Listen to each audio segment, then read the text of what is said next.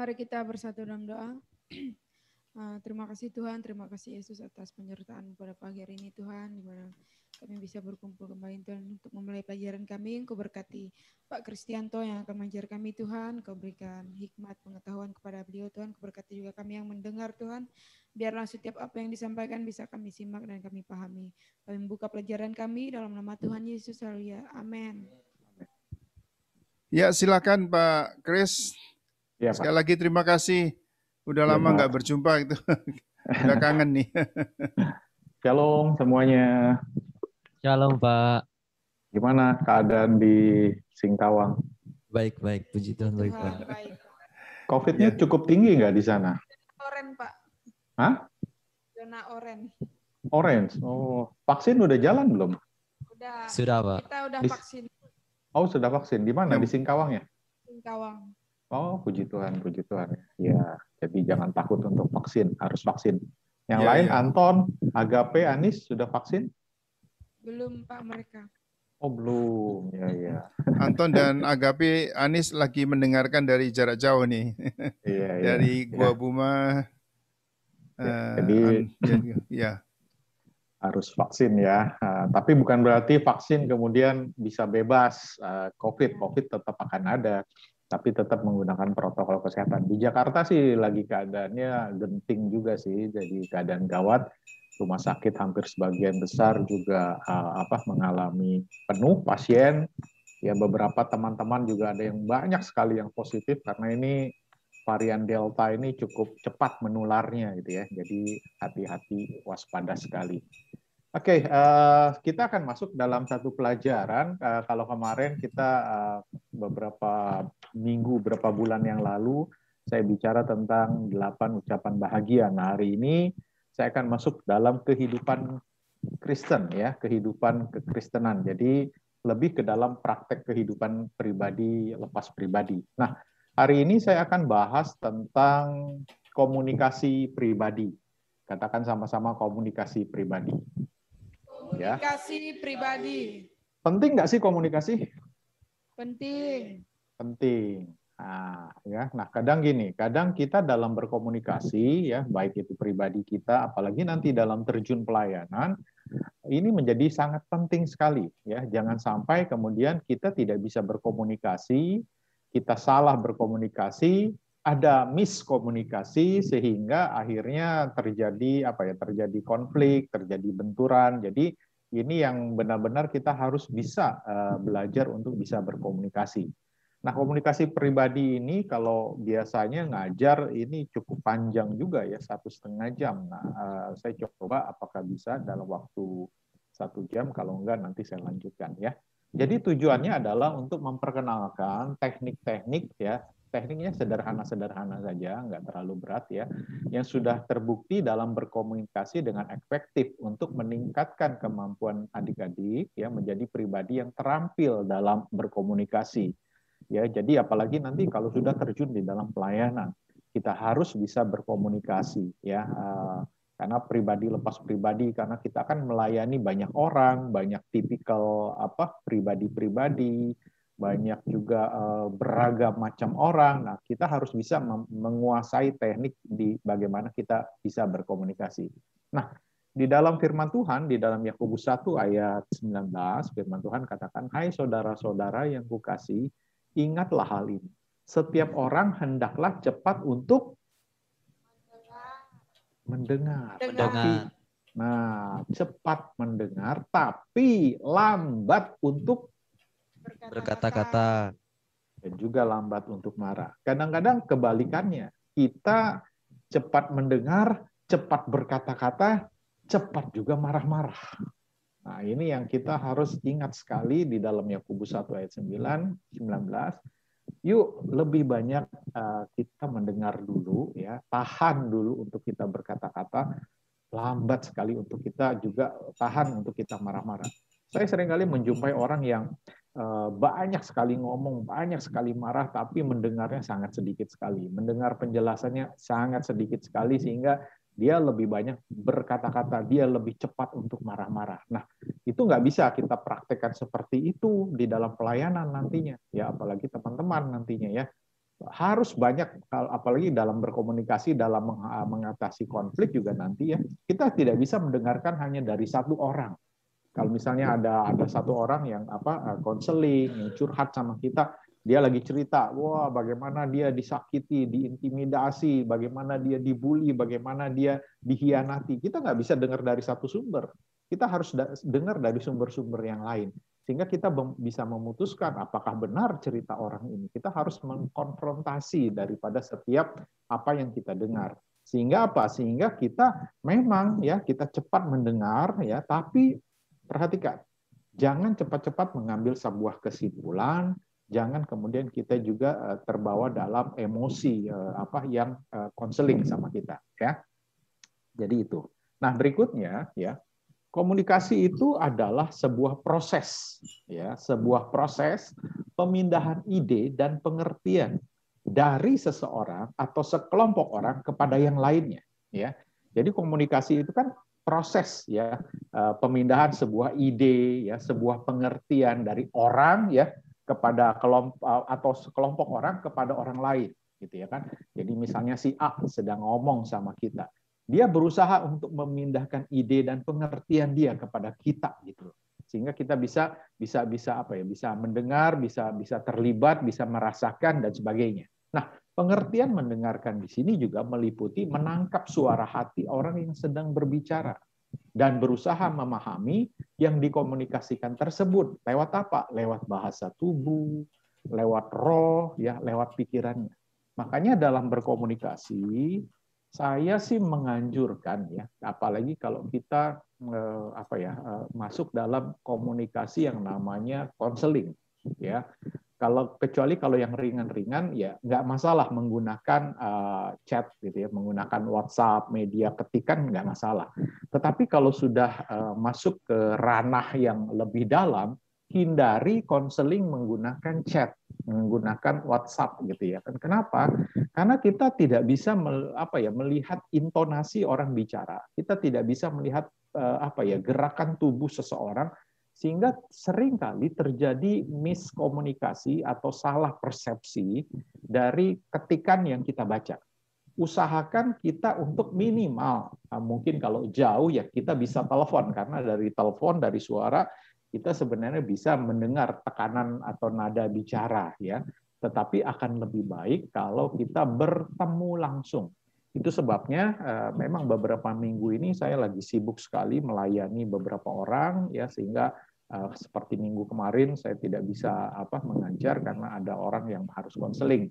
Nah, siang hari ini pun sebenarnya ada konseling lagi saya gitu ya. Tadinya mau pagi tapi saya bilang kalau bisa siang deh ya. Jadi saya usahakan untuk ketemu dengan orang ya, tidak melalui telepon, karena kalau sudah beberapa case atau beberapa kasus yang cukup pelik gitu ya, lebih enak ketemu langsung ya. Apalagi di tengah pandemi seperti ini saya harus bisa ngambil resiko karena orang ini sudah dalam keadaan terdesak. Saya bilang ya udah kita ketemu, tapi jangan di tempat yang ramai, jangan di restoran atau di kafe atau apa. Usahakan ya mungkin di rumah kamu juga nggak apa-apa, tapi kita tetap ikutin protokol kesehatan. Silahkan, kita akan ngobrol, kita akan komunikasi, kita akan sharing. Nah, jadi usahakan untuk bisa ketemu. Kenapa? Karena kita bisa memahami komunikasi itu lewat bahasa tubuh lawan bicara kita. Ya, bahkan yang luar biasa kadang-kadang Roh Kudus pun membantu. Ya, kita bisa merasakan spiritnya, kita bisa merasakan rohnya itu sedang apa sih gitu ya. Apakah benar sedang sakit? Apakah benar sedang menderita? Apakah memang ada hal-hal di luar pemikiran kita? Kita bisa dapatkan itu semua. Nanti Roh Kudus lah yang akan menuntun kita. Ya. Nah, hakikat daripada komunikasi. Nah, ada 5 tingkatan untuk mendengarkan. Nah, ya. Yang pertama, mendengarkan secara kosong. Apa sih mendengarkan secara kosong? Mendengarkan secara kosong itu begini. Ya, jadi kalau kita berkomunikasi gitu dengan lawan bicara gitu ya, dengan misalnya si A ya, saya lagi berbicara dengan si A ya. Secara fisik saya hadir di situ ya. Tetapi sesungguhnya saya tidak mendengarkan sama sekali. Misalnya dia ngomong, dia lagi curhat, dia lagi cerita, tapi saya lagi mikir gitu, waduh nanti siang istri saya masak apa ya, waduh ini masak opor enak banget nih, sayur asam enak sekali nih gitu ya, apalagi ada sambal, ada ikan asin, wah Jadi tubuh saya ada di situ, tapi saya nggak fokus gitu mendengarkan sama sekali. Nah itu mendengarkan secara kosong. Nah seringkali kita ada di posisi seperti itu. Mungkin lawan bicara kita membosankan.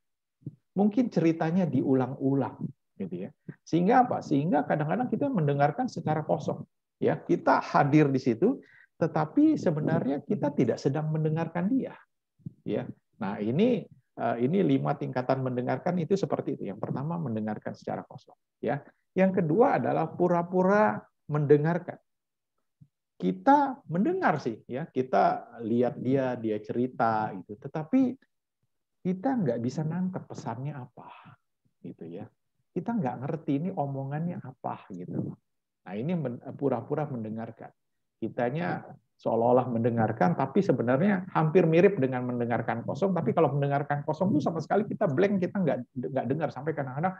Jadi gimana menurut pendapat kamu? Apa? Kamu tadi bicara apa ya? Saya nggak begitu dengar lah. Itu mendengarkan kosong gitu ya. Tapi kalau pura-pura dengar kita dengar sih. Cuman gimana ya? Kita nggak bisa nangkep pesannya gitu. Ya, jadi kita nggak ngerti intinya apa sih dia ini bicara gitu. Ya, nah itu pura-pura mendengarkan. Nah yang ketiga mendengarkan dengan selektif. Artinya pada level ini ya kita hanya mendengarkan apa yang pengen kita ketahui. Orang ini ngomongnya panjang lebar, tetapi kita mulai nyaring apa yang harus kita dengar dan apa yang kita abaikan dari cerita tersebut. Oh ini saya tahu nih, poinnya begini nih, intinya gini. Saya menyaring, oh pesannya begini, oh dia ternyata disakiti, oh dia sedang gelisah, oh dia sedang ketakutan. Nah, yang lain-lain dia ceritakan detail-detailnya, saya singkirkan. Saya nggak terlalu peduli. Saya fokus dengan apa yang pesan yang sebenarnya yang saya dapat dari pembicaraan itu. Dan kita hanya mengambil apa yang kita minati gitu ya, baik itu positif, baik itu negatif. Nah ini kita mulai selektif ya. Jadi dalam 5 tingkat mendengarkan, yang ketiga ini kita mulai selektif, memilih gitu ya. Nah yang keempat itu mendengarkan dengan penuh perhatian ya. Nah ini kita mulai memusatkan perhatian kita gitu ya, energi kita dan semua yang sedang dikatakan ya, kita ikut konsentrasi, kita ikut serius, kita dengarkan gitu ya kan, ikut merasakan gitu ya. Nah yang kelima, yang E itu mendengarkan disertai empati. Nah ini benar-benar kita tingkatan yang paling tinggi ketika mendengarkan. Kenapa? Karena di sini kita ada melibatkan simpati kita, ya kita menaruh perhatian atas perasaan orang tersebut, juga empati ya ketika kita merasakan bersama dengan orang lain. Kan ada ya seringkali ketika kita dengar cerita kita ikut sedih, kita ikut merasakan kesakitannya, kita merasakan kekosongannya gitu ya kan dan sebagainya. Bahkan ada yang bisa sampai nangis seperti itu ya. Nah, itu mendengarkan disertai dengan empati. Nah, ini level yang paling tinggi ya, yang E itu. Jadi pemahaman tidak boleh hanya berdasarkan dari kata-kata saja, tetapi juga kita harus bisa memahami, ikut merasakan ya persepsi, maksud hati daripada lawan bicara kita, bahasa tubuhnya ya. Jadi bukan bahkan kita juga bisa mengetahui gitu ya, apa sih yang terselubung dari sebuah cerita yang sedang lawan bicara kita ungkapkan gitu ya. Nah, sampai di sini kira-kira dari teman-teman ada nggak pernah merasakan ketika sedang bicara berkomunikasi mengenai bahasa tubuh? Coba saya tanya deh satu-satu. Kalian bisa nangkep nggak bahasa tubuh seseorang? Punya pengalaman nggak? Ya silakan. Yang dimaksud dengan bahasa tubuh apa sih? Dari gerak-gerik tubuh orang biasanya kalau lagi ada masalah kan dengan teman terus marah, terus nggak mau komunikasi, tapi dari cara tubuhnya, dari mata, terus ataupun dari gerak-gerik tubuhnya nampak gitu Pak. Iya. Kalau lagi ada masalah sama teman gitu. Iya, ya.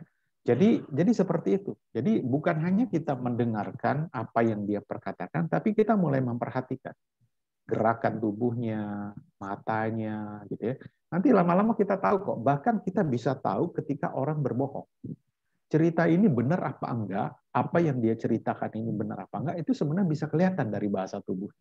Nah itu pentingnya, makanya saya bilang kita bisa mengetahui apa ya, kita sangat perlu sekali dalam berkomunikasi itu ketemu. Hindari berkomunikasi dengan chatting, karena kita nggak bisa tahu intonasi bahasa apa perkataan ya. Jadi bahasa tubuh penting sekali dalam berkomunikasi, kita perhatikan ya. Kemudian juga intonasi dia bicara. Nah, yang lebih penting lagi sebenarnya adalah waktu kita misalnya lagi konseling, lagi orang lagi curhat sama kita, lagi ngomong sama kita. Kita mendengarkan. Nah, sering kali saya kadang-kadang tanya sama Tuhan, apa yang saya harus lakukan sama orang ini? Dari cerita ini apa sih pesannya Tuhan? Tuhan bicara apa? Nah, libatkan Roh Kudus ketika hal-hal seperti ini. Kenapa? Seringkali Roh Kudus kadang suka ngomong gitu ke kita gitu. Loh, cerita ini nggak seperti ini gitu. Ada pesan, loh, dia sedang menyalahkan misalnya. Saya tuh begini, Pak. Ini, Pak, dia ini begini, Pak. Tapi waktu dengarkan ceritanya, Roh Kudus mulai bicara. Bukan orang yang dituduh itu yang bersalah. Sebenarnya yang jadi masalah itu dia sendiri. Nah, kemudian dari cerita dia curhat, kita bisa tarik kesimpulan. Oh, sebenarnya kasusnya begini loh. Ya, dia menyalahkan orang, tapi ternyata dia sendiri punya masalah. Nah, akhirnya kita bisa tahu, kadang-kadang Roh Kudus suka singkatkan gini, ini karena masa lalunya seperti ini. Jadi itu penting sekali ya. Jadi seperti itu. Nah, sampai poin sini dulu ada pertanyaan nggak supaya jangan terlalu nanti terlalu jauh teman-teman mau bertanya. Ada pertanyaan sampai tingkatan sini dalam hal mendengarkan? Ada yang mau ditanyakan? Nggak ada Pak, ada jelas. Itu yang belakang, yang cowok siapa? Daniel. Saya Pak mau tanya, gimana caranya mengetahui orang jika orang serius dengan tidaknya jika kita bicara dengan seseorang? Maksudnya serius? Ya, saat berbicara gitu Pak, saat ngomong gitu, cara kita lihat ekspresinya bohong atau tidaknya Pak. Ya sebenarnya ya makanya itu gini loh, kita nggak bisa karena setiap orang punya karakter beda-beda ya. Nah, kita lihat dari bahasa tubuhnya. Sebenarnya dari bahasa tubuh kita bisa tahu kok. Dia ini kan orang yang curhat sama kita atau kita yang curhat sama orang. Itu beda loh. Kita cerita, orang itu minat dengan cerita kita atau orang itu cerita kita yang minat atau enggak. Ya kan?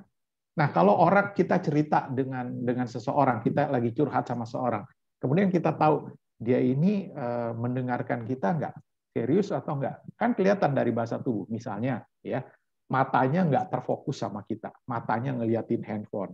Kita udah bisa tahu itu dia nggak dengarkan cerita kita gitu loh, benar nggak? Tapi kalau matanya fokus tertuju ngeliatin sambil menanggapi cerita kita tahu itu dia sedang memperhatikan. Tapi kalau misalnya kita tahu nggak sih lawan bicara kita bohong apa enggak? Ya enggak. Kita nggak pernah tahu, benar nggak? Kalau secara fisik kita nggak bisa tahu. Tetapi kalau kita mengenal orang tersebut, kita akan tahu kok bahasa tubuh seseorang berbohong apa enggak. Nah, saya susah menjelaskan ini karena ini pengalaman dari setiap masing-masing pribadi kita dengan banyak bicara nanti ya dengan lawan bicara kita akan tahu kok. Apalagi misalnya kita mengenal orang itu. Kita bisa tahu kok dari sudut lirikan matanya, kita bisa tahu dia sedang bohong apa enggak. Nah, itu perlu keintiman, perlu kedekatan dengan seseorang. Kalau kita misalnya baru kenal gitu ya saya juga sukar itu mengetahui dia bohong apa enggak, kecuali emang Roh Kudus yang bicara spesifik ke saya gitu. Tapi kalau saya udah kenal banget, dekat dengan orang tersebut dan orang tersebut sedang cerita, saya bisa tahu dia cerita bohong apa enggak. Kenapa? Bisa tahu dari cara bicaranya, dari lirikan matanya, dari gerakan alisnya, dari gerakan tangannya, saya udah bisa tahu karena saya kenal orang tersebut. Jadi bisa seperti itu, ya. Untuk orang yang sudah dekat, sudah kenal dengan kita. Tapi kalau baru kenal agak susah, kecuali Roh Kudus. Yang lain ada yang ditanyakan? Nggak ada? Udah Pak, jelas. Oke, kalau nggak ada kita lanjutkan ya. Oke, kita lanjutkan. Tadi hakikat tentang 5 hakikat tentang mendengarkan, tingkat mendengar. Nah, yang berikutnya adalah tingkatan dalam komunikasi, ya. Level 1 itu klise dan hal-hal menyenangkan, ya. Jadi ini komunikasi yang sifatnya dangkal, ya, ngobrol biasa, ya. ya cuman cerita-cerita biasa lah gitu ya, cerita keseharian gitu ya. Nah ini yang level 1 tingkatan dalam komunikasi. Penting nggak? Ya, tetap sangat penting karena kita juga kan harus bisa ngobrol gitu kan. Tapi ini bukan tingkat yang dalam sampai curhat tentang pribadi. Ini ya interaksi biasa lah gitu ya kan. Dan ini punya efek yang luar biasa gitu ya. Nah, apalagi orang yang seneng ngobrol itu cepat sekali. Baru ketemu dia suka ngobrol gitu ya kan. Nah, tapi ada beberapa orang yang level 1 ini cukup parah gitu ya. Dia nggak bisa ngomong sama orang. Apalagi orang yang baru dikenal. Orang ini agak tertutup sekali. Nah, ini kalau sudah sampai di tingkat level 1 aja susah berkomunikasi. Nah, ini pasti punya masa lalu yang kelam sekali gitu. Contoh baru kemarin gitu ya. Saya punya seorang teman, dia lagi sedang mau jual mobil gitu. Terus dia minta tolong saya. "Iya, Kak, kalau bisa bantulah jualin, Kak." "Ya, coba deh saya tolong deh." Akhirnya saya kasih ke teman saya yang biasa main di media sosial gitu ya, jual online gitu ya kan. Singkat cerita, kan ini istrinya ini teman saya gitu. Nah, istrinya bilang, "Aduh, saya nggak ngerti, Kak, kalau ada yang nanti mau nanya-nanya, langsung ngomong ke suami saya aja." "Oh ya, saya sih udah kenal sama suaminya, jadi ngobrol udah biasa. Tapi waktu saya kasih ke teman saya dan teman saya kemudian mau komunikasi dengan suaminya, nah si suaminya ini orang yang sukar sekali untuk bisa berkomunikasi. Jadi ketika teman saya bilang, ini ada yang mau beli nih, dia mau telepon nih gini-gini.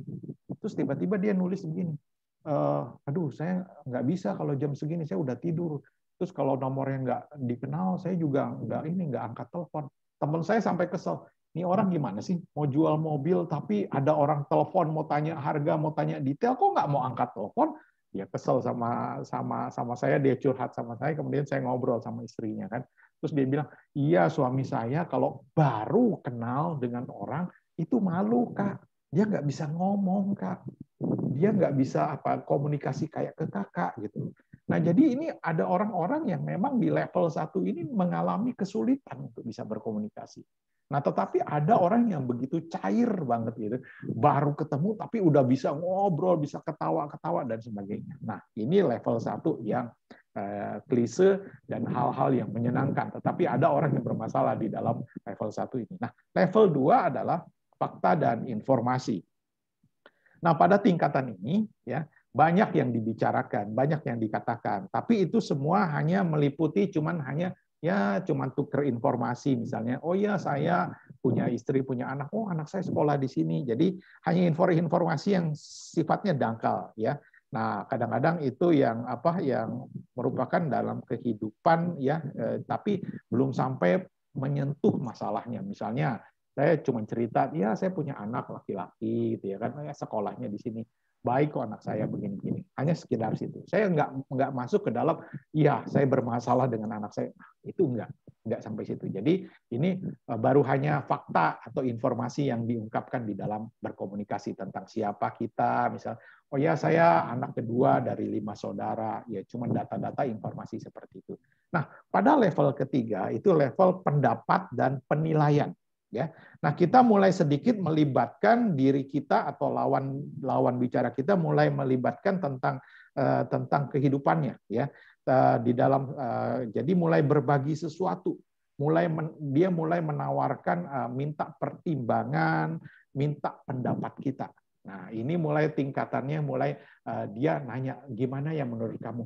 Saya tuh orangnya begini, saya mudah sekali tersinggung, saya mudah sekali takut ketika saya bicara sama orang yang nggak kenal gitu. Menurut pendapat Bapak bagaimana?" Nah, dia sudah mulai di dalam berbicara, dia sudah mulai tanya ke kita pendapat kita, penilaian kita. Nah, ini level ketiga ya. Jadi kita tahu ya level 1, 2, 3 ada tingkatan-tingkatannya ya. Nah, level keempat itu mulai perasaan dan emosi ya. Kita mulai menyertakan tanggapan emosional kita ya. Kita mulai masuk ke dalam sebuah situasi dan mulai membuka bagian diri kita yang terdalam. Ya, di dalam berkomunikasi ketika lawan bicara mulai pada level ketiga dan mulai naik ke level keempat, kita nanti juga akan bicara seperti ini. Kadang-kadang saya juga bicara, "Sama, saya juga seperti Bapak. Saya juga seperti Ibu. sama orang tua bapak, orang tua kamu itu sama seperti orang tua saya. Saya juga dulu mengalami tekanan oleh orang tua saya. Dulu ya masa kecil saya, ini contoh gitu ya, masa kecil saya orang tua saya begitu kejam sekali. Saya sering juga dipukul sama seperti bapak atau kamu atau ibu yang alami. Nah, ini dampaknya sangat luar biasa dalam kehidupan. Nah, kita mulai terbuka, ya kita mulai melibatkan perasaan kita, emosi kita. Nah, itu level 4. Nah, level kelima itu kejujuran maksimum. Keadaan di mana kita mencapai inti dari keadaan diri kita sesungguhnya menyentuh sisi di mana kita juga disakiti. Ya, nah ketika orang-orang mengalami kasih karunia, nah ketika dalam berkomunikasi pada tingkatan ini, nah berbagai hal mendalam itu mulai terjadi. Ya, kita sampai cerita hal-hal yang sebenarnya yang selama ini atau orang atau lawan bicara ataupun kita bicara itu sudah mulai terbuka sekali gitu ya kan, sampai tingkatan sebenarnya rahasia pun dia mulai ceritakan semuanya dan kita juga berani untuk menceritakannya. Nah, ini level yang kelima, kejujuran maksimum. Jadi ada tingkatan dalam komunikasi ya. Coba perhatikan level 1, 2, 3, 4 ya. Semakin kita kenal dengan seseorang, apalagi ketika orang tersebut juga berani berbicara, berani berkomunikasi, mulai masuk ke dalam level 4 perasaan dan emosi, bahkan masuk ke level 5 kejujuran maksimum. Saya percaya kita pun akan jujur juga dalam berkomunikasi. Ya, nah jangan sampai ketika seseorang sudah di level 5, lawan bicara kita sudah mulai jujur, sudah mulai terbuka, tetapi kita masih menutup diri kita. Kita tidak memberikan pendapat, pandangan yang jujur gitu. Nah, itu juga tidak baik, tidak bagus ya. Nah, ini tingkatan dalam komunikasi. Nah, sampai sini ada yang mau ditanyakan oleh teman-teman?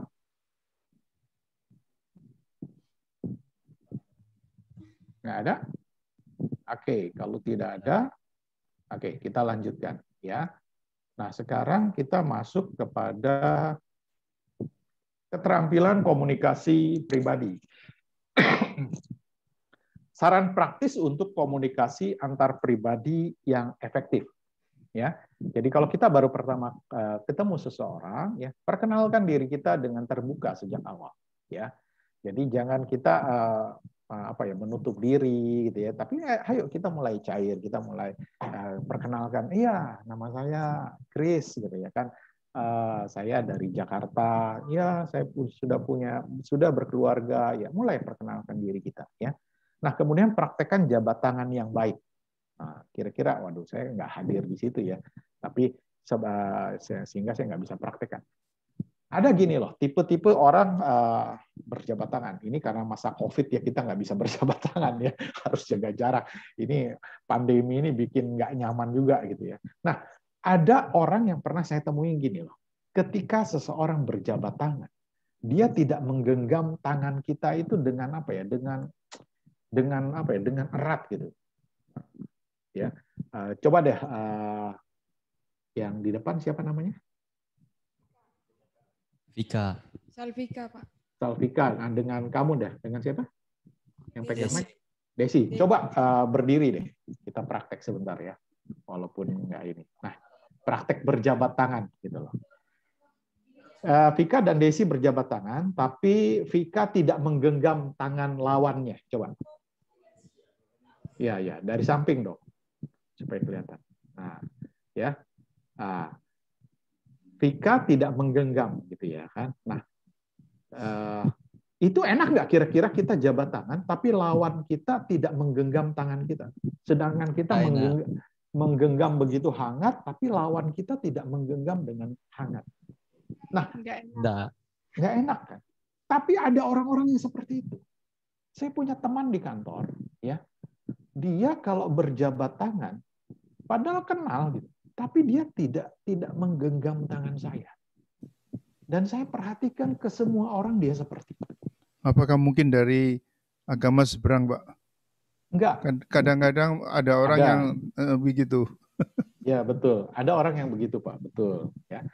Tetapi kan buat kita nggak enak gitu loh. Kita sudah hangat, kita genggam dengan penuh kasih, penuh persahabatan gitu ya. Tapi lawan kita kemudian tidak menggenggam tangan kita. Nah, yang pertama yang kita bisa analisa seperti tadi Pak David bilang, mungkin orang tersebut dari agama seberang yang tidak welcome dengan kita.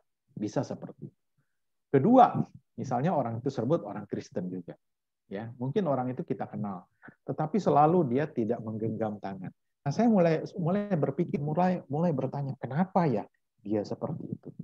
Sampai akhirnya saya tahu dari cerita, kemudian dari latar belakang, saya tahu ternyata orang ini punya masa lalu yang nggak begitu baik. Orang ini memang tertutup. Orang ini memang sukar sekali berkomunikasi. Kalau nggak ditanya, ya diem. Walaupun berpas-pasan, ya cuma lewat begitu aja. Nggak nyapa, Pak, kalau saya kan kalau ketemu orang, Pak, apa kabar? Ini nggak, dia diem, saya diem, dia diem. Nah, saya akhirnya tahu orang ini begitu tertutup. Orang ini punya punya gambar diri yang rusak sebenarnya. Masa lalunya bermasalah. Sehingga orang tersebut nggak berani menatap mata kita, nggak berani. Waktu bersalaman juga dia tidak genggam tangan kita. Jadi kita bisa tahu seperti itu. Nah, itu dalam keterampilan komunikasi pribadi.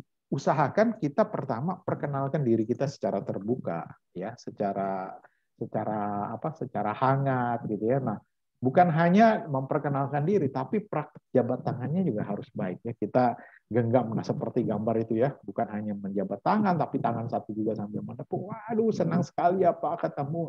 Seperti itu. Nah, yang ketiga adalah ingat nama-nama mereka. Nah, ini kelemahan saya. Saya paling susah sekali menghafal nama-nama orang. Saya nggak tahu kenapa itu. Tetapi waktu saya selidiki begini. Saya dulu masa kecil saya gitu ya. Jadi orang tua saya ini kalau dia kerja seringkali berpindah-pindah tempat, teman-teman. Jadi saya SD saja itu bisa berapa kali pindah SD. Ya, SD, SMP itu saya pindah-pindah karena orang tua saya kerja dari kota A pindah nanti ditugaskan ke kota B, sebentar di kota B pindah lagi ke kota C, nanti balik lagi ke kota A, sehingga saya banyak sekali punya teman sekolah yang begitu banyak sehingga saya sukar sekali menghafal nama-nama mereka gitu loh ya. Nah, ini kelemahan, ini nggak boleh terjadi sebenarnya. Sehingga akhirnya apa? Sehingga akhirnya saya seringkali susah menghafal nama-nama orang. Nah, ini penting sekali ya untuk kita dalam komunikasi antar pribadi yang efektif. Ayo, kita mulai ingat nama-nama mereka. Yang keempat, perhatikan untuk kita memelihara kontak mata itu dengan bijaksana. Ya, dengan lawan bicara, ketika seseorang bicara, kita menunjukkan rasa konsentrasi fokus kita mendengarkan cerita itu ya kita harus menatap matanya. Gitu ya kan, mendengarkan, menyimak gitu ya. Jangan kita melihat atau memandang seperti kita misalnya lihat HP kita, lihat ke tempat lain, seolah-olah kita tidak fokus, tidak mendengarkan. Nah, yang lebih bahaya lagi ketika lawan bicara kita misalnya adalah berlainan gender ya, berlainan jenis gitu ya, misalnya pria dengan wanita. Jangan juga menatap seperti orang menatap birahi, maaf ya. Ada yang seperti itu. Natapnya bukan natap matanya, tetapi menatap tubuh yang lain. Nggak bisa seperti itu juga, itu salah juga, gitu ya. Jadi usahakan kita lihat matanya, tetapi lihat mata pun bukan dengan bukan dengan tatapan yang penuh nafsu gitu, bukan seperti itu juga gitu ya, tapi dengan tatapan yang rasa ada perhatian, rasa ada empati gitu seperti itu ya. Jadi penting sekali kontak mata teman-teman ya. Nah, yang berikutnya adalah dalam komunikasi pribadi yang efektif adalah tulus dan bisa bersikap tertarik kepada pihak lain ya. Nah, kita bisa tertarik dengan tatapan mata juga dengan perkataan, oh begitu, masa sih seperti itu, wah itu nggak benar tuh, wah itu nggak boleh tuh seperti itu. Nah, itu kita bukan hanya dengan mata, tapi kita juga menanggapi setiap ceritanya dengan perkataan ya. Nah, bicara secara positif Ya, nah itu penting sekali ya. Jangan kita bilang waktu orang cerita, wah kamu tuh yang bodoh itu, bego sih kamu. Ya nggak gitu juga gitu ya. Kecuali emang kita udah kenal gitu sambil bercanda boleh gitu. Tapi kalau sudah pembicaraan serius, usahakan kata-kata kita positif. Walaupun mungkin lawan bicara kita salah, tetapi kita bisa dengan bijaksana berkata-kata bukan menyalahkan lawan bicara kita. Tapi menurut pendapat saya mungkin ibu kurang pas nih di sini ya. Saya tahu maksud ibu baik, tetapi ada perkataan-perkataan ibu misalnya ke anak ibu kayaknya kurang tepat Bu seperti itu. Jadi kita nggak bilang wah itu ibu salah, wah itu nggak bisa Bu seperti itu, oh itu dosa Bu, nggak bisa seperti itu ya. Kita berusaha untuk bisa berkata-kata dengan cara yang positif. Nah, berusaha untuk bisa juga kita menyesuaikan diri ya, menyesuaikan diri dengan adat, dengan situasi gitu ya kan, dengan apa ya, dengan lingkungan yang ada gitu. Kita berusaha menyesuaikan diri ya. Nah, yang terakhir adalah kita berempati terhadap lawan bicara kita, terhadap orang lain ya, dengan perkataan, dengan perasaan, atau juga ketika dia cerita, ketika dia mulai sedih, kita bisa, kalau sesama jenis kan enak ya, kita bisa mungkin tepuk-tepuk, ya nggak apa-apa ya, kuat ya, saya percaya Tuhan pasti mengasihi engkau, Tuhan menyayangi engkau. Kita juga bisa sambil peluk gitu ya kan, dan sebagainya ya. Itu menunjukkan keterampilan dalam komunikasi pribadi. Nah, sampai sini mungkin ada yang ingin ditanyakan oleh teman-teman?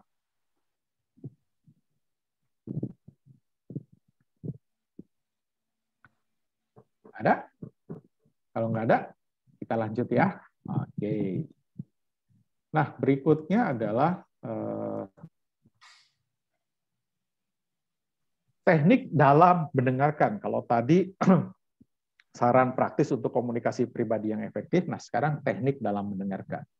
Ya, mendengar, teknik dalam mendengar. Yang pertama, mendengar adalah suatu kata yang digunakan untuk menggambarkan proses telinga menerima informasi atau data dan meneruskannya ke otak. Ya, jadi mendengar itu adalah kita mendengarkan setiap perkataan, ya, untuk dan menerima informasi dan itu meneruskannya ke otak. Itu mendengar. Tapi mendengarkan itu berbeda dengan mendengar. Mendengarkan itu adalah proses yang lebih rumit. Karena kita melibatkan interpretasi, ya kita mulai menerjemahkan dari setiap perkataan dia, maksudnya apa, kondisinya seperti apa, apakah dia sedang terluka, apakah dia jujur. Nah, kita sudah mulai memahami, masuk dalam pemahaman ya, dan arti penting dari apa yang kita dengar. Jadi mendengar dan mendengarkan itu adalah dua hal yang berbeda, ya. Nah, kalau kita hanya mendengar ya kita cuma ya dengar gitu aja gitu ya kan.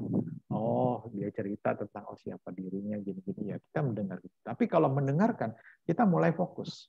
Kita mulai masuk dalam pemahaman dan kita mulai menerjemahkan. Kita mulai mencoba menarik kesimpulan apa yang sedang dia bicarakan gitu ya kan, intinya apa gitu ya kan, maksudnya apa. Nah, itu mendengarkan ya. Jadi beda antara mendengar dan mendengarkan ya. Nah, jadi ini termasuk teknik. Kalau tadi yang pertama adalah komunikasi pribadi yang efektif, saran-sarannya. Nah, ini dalam teknik mendengarkan. Nah, berikutnya ada dalam 4 keterampilan ya dalam mendengarkan.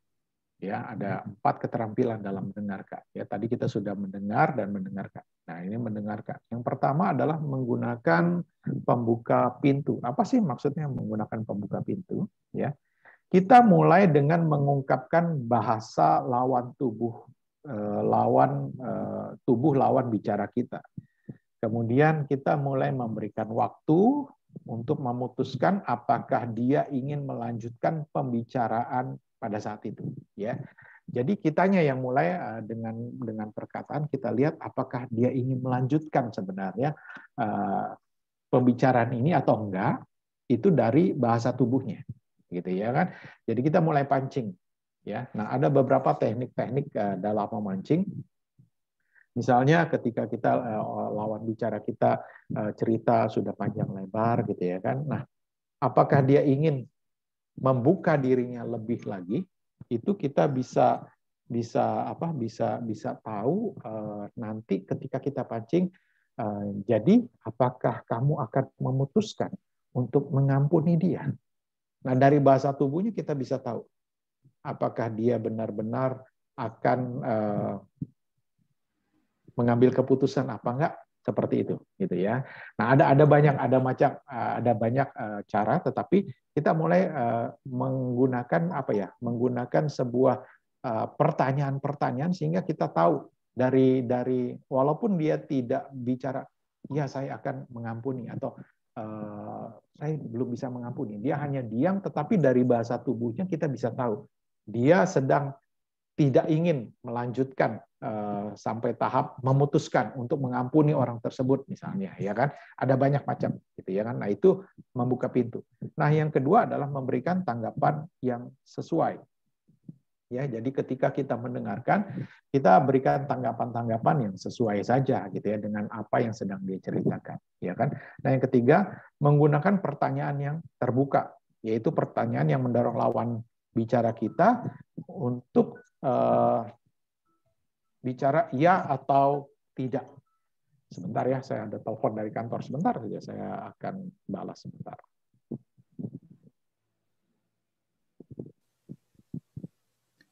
Adik-adik, ini pelajaran yang sangat penting dan cukup sulit. Saya sendiri merasakan ya, sudah 70 tahun lebih gitu, tapi saya merasa bahwa ini suatu topik yang sangat sulit. Dan saya temui juga di dalam hidup ini di gereja juga banyak orang-orang yang sulit untuk berkomunikasi. Ya, di dalam rumah tangga juga begitu. Jadi problem-problem di dalam perceraian apa semua itu di dalam rumah tangga justru karena gagalnya komunikasi. Jadi pelajaran hari ini sungguh sangat penting dan betul-betul disimak dan dipelajari. Mungkin tidak bisa dipelajari dalam berapa bulan, bahkan berpuluh tahun pun kita masih belajar berkomunikasi. Itu aja komen saya sambil menunggu Pak Kris. Ya, terima kasih Pak David. Ya, jadi yang saya itu menggunakan pertanyaan yang terbuka. Kita mendorong lawan bicara kita untuk memberikan tanggapan, ya, selain daripada iya dan tidak.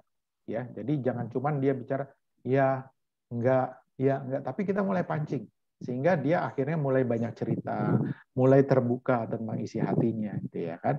Nah, yang ketiga adalah yang terakhir adalah menggunakan kesunyian dengan penuh perhatian.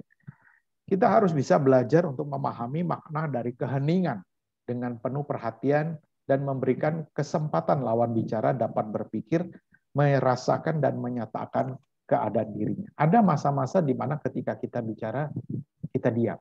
Kita kasih kesempatan dia mulai berpikir, dia mulai untuk berani terbuka, seperti itu. Ya, jadi saya percaya memang ini yang tadi Pak David bilang, emang ini nggak gampang. Ini sampai sekarang juga kita tetap belajar. Justru jangan pernah berhenti untuk belajar bisa berkomunikasi. Ya, nah berikutnya adalah yang 10 teknik percakapan yang dinamis. Ya. Yang pertama adalah selalu tanggap terhadap apa yang sedang dikatakan lawan bicara. Ya, jadi tunjukkan antusias kita, tunjukkan perhatian kita dengan ekspresi dan bahasa tubuh juga. Ya, mungkin dengan mata yang terbelak gitu, hah masa sih gitu ya kan, dengan gerakan tubuh. Jadi jangan lawan bicara kita udah cerita begitu sedih, begitu memprihatinkan ceritanya, kita ekspresinya biasa. Oh gitu ya. Oh iya, oh gitu. Nah, nggak bisa seperti itu juga ya. Jadi kita ada 10 teknik percakapan yang dinamis. Yang pertama adalah, ayo ya kita tanggap terhadap apa yang sedang dibicarakan oleh lawan bicara kita. Nah, sesekali menanggapi dengan komentar yang tepat. Oh begitu, oh menurut saya tindakan kamu udah benar tuh seperti itu. Ya, nah mungkin perlu ditambahkan seperti ini. Mungkin kamu bisa berkata seperti ini, gitu ya. Kita bisa seperti itu. Nah, yang ketiga penting sekali yaitu kontak mata. Selalu kontak mata ini penting. Saya kadang-kadang beberapa ada teman bahkan istri saya gitu ya, kalau saya lagi bicara kadang-kadang nggak begitu concern, saya selalu tegur. Perhatikan dalam ilmu komunikasi penting sekali kontak mata. Ya, kadang-kadang kita tidak menanggapi, ya, tidak bicara, tetapi mata kita sebenarnya bicara. Orang begitu senang ketika dia cerita, kemudian lawan bicaranya memperhatikan, yang melihat dengan mata gitu ya kan, tidak mengalihkan pandangan ke tempat lain, apalagi ke handphone. Jadi tolong perhatikan, kontak mata itu penting sekali ya. Nah, yang D itu memberikan informasi lebih jauh mengenai pokok-pokok materi yang ada gitu ya kan. Jadi ayo berikan ya kan informasi mengenai apa yang sedang dia bicarakan ya, mengenai pokok materi. Mungkin ayat-ayat firman Tuhan bisa diselipkan di situ gitu ya kan. Kita kasih tahu, mungkin dari pengalaman pribadi kita juga kita bisa kasih tahu informasi yang yang bisa kita sampaikan. Nah, yang E adalah tetap penuh perhatian pada percakapan ya. Jadi tetap kita juga penuh perhatian pada percakapan. Nah, yang F adalah jadilah orang yang menarik dalam percakapan dengan membiasakan membaca situasi, ya. Jadi walaupun gini loh, kadang ada orang yang benar-benar suka cerita gitu. Kadang-kadang hal-hal yang dalam bicara itu ada hal-hal yang nggak penting, tapi dia sampaikan juga gitu ya kan. Nah, kadang-kadang kita jadi bosen juga gitu. Tapi jadi kita harus bisa juga berbicara atau teknik dalam percakapan itu ya kita lihat situasinya aja gitu ya. Bagaimana gitu ya.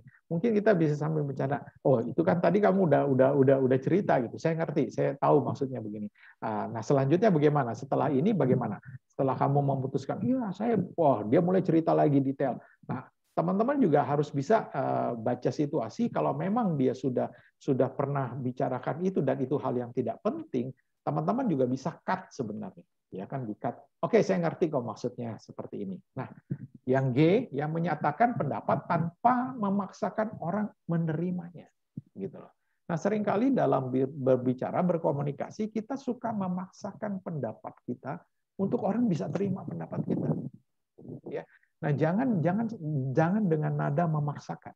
Nggak bisa, menurut saya kamu salah. Kamu nggak boleh seperti itu. Yang benar tuh seperti ini, begini-begini. Nah, kita nggak bisa seperti itu. Ya, kita berikan alasan, argumen, misalnya dengan kebenaran firman Tuhan.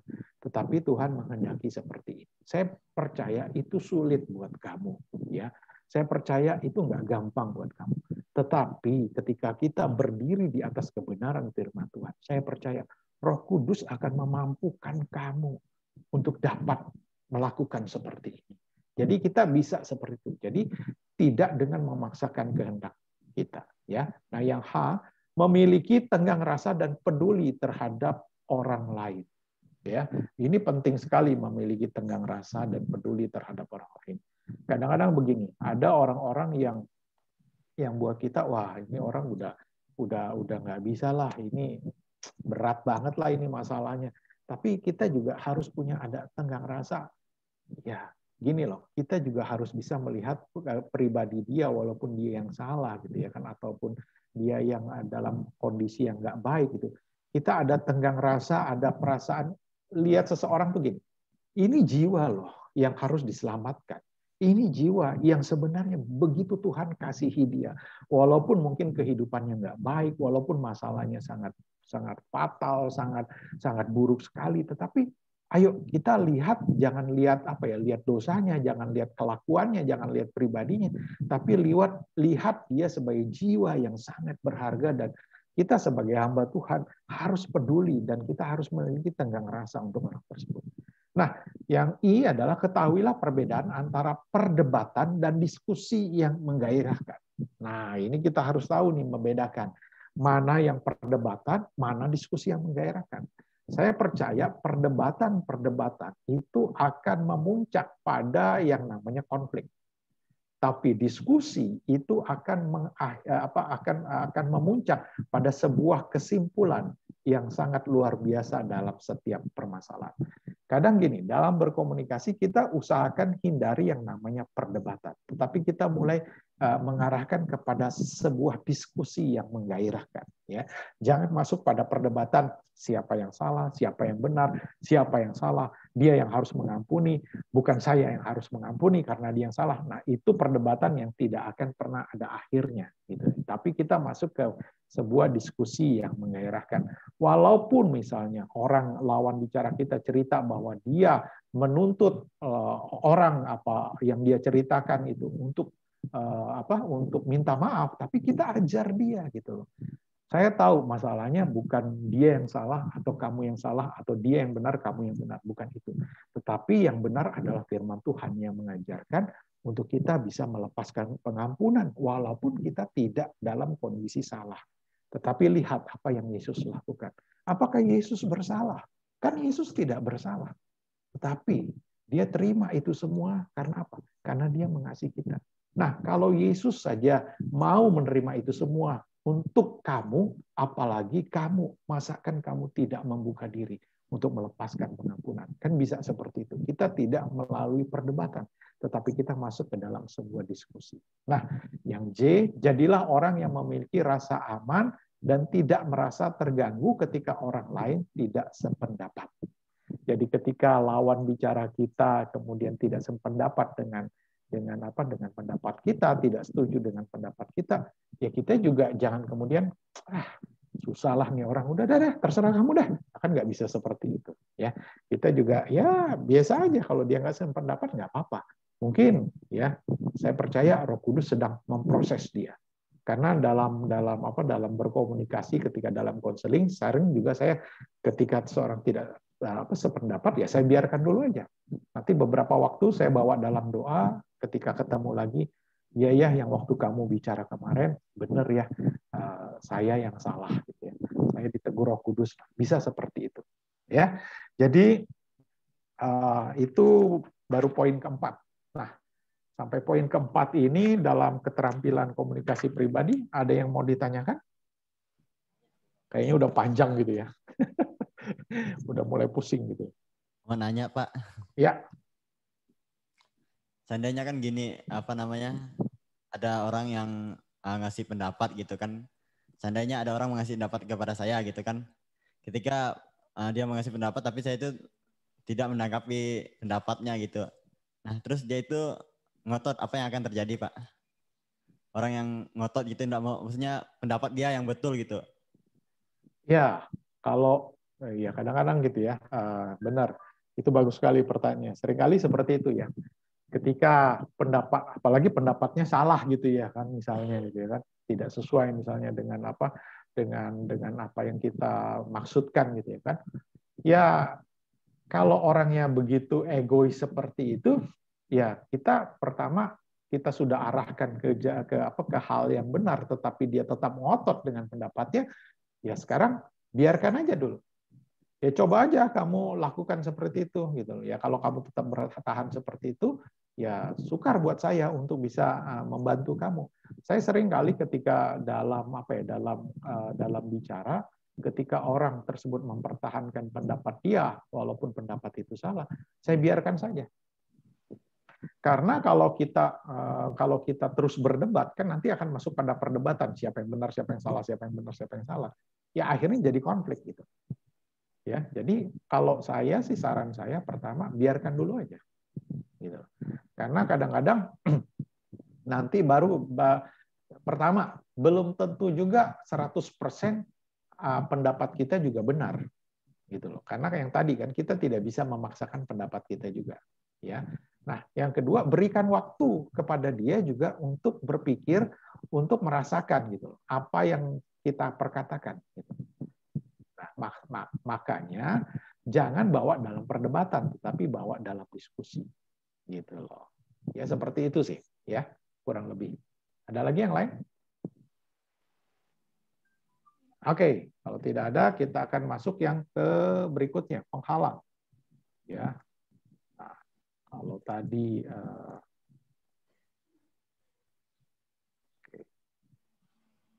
nah penghalang komunikasi yang efektif. Nah, yang tadi ditanyakan juga ada di sini. Ya, yang pertama adalah emosi yang tidak pada tempatnya. Jadi jangan sampai juga kita terpancing emosi, ya, yang tidak pada tempat. Ya. Kedua, prasangka buruk dan a priori.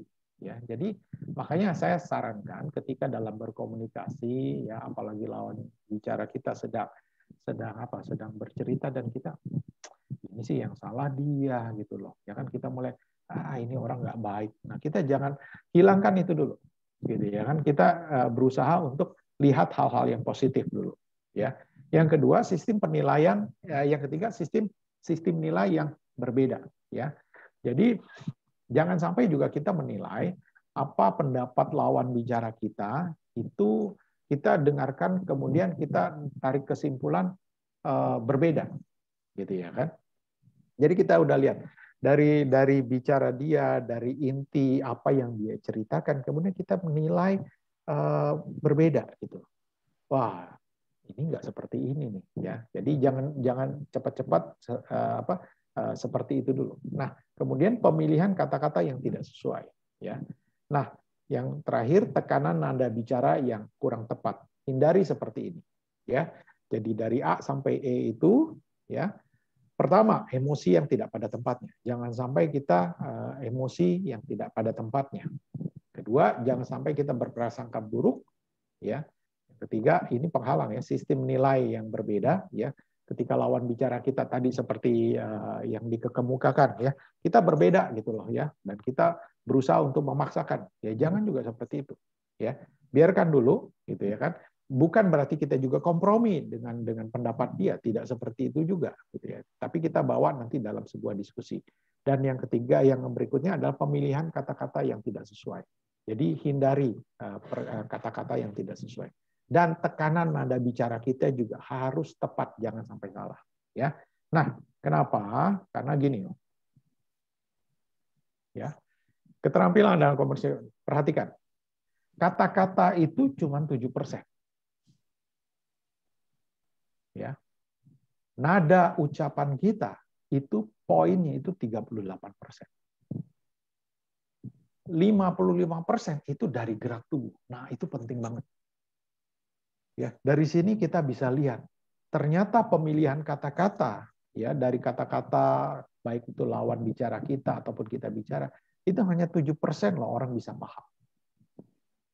Nada ucapan kita itu 38% orang bisa paham. Jadi penting sekali nada-nada ucapan kita. Nah, yang paling tinggi sebenarnya adalah dari gerak tubuh. Ya, dari tadi kan kita bicara bagaimana ekspresi kita, antusias kita, ya gerak tubuh kita, mata kita, gitu ya. Nah, itu penting sekali.